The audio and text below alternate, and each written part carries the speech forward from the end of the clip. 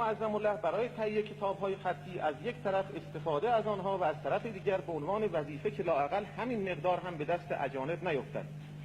اهمیت بیشتر این کتابخانه به خاطر وجود نسخ خطی موجود کتابخانه است. متاسفانه در زمان جنگ تحمیلی که ده‌ها موشک دوربرد بر این شهر مقدس پرتاب شد، دقیقه‌ای از کتاب‌ها غافل نبوده و نگران آنها بودیم.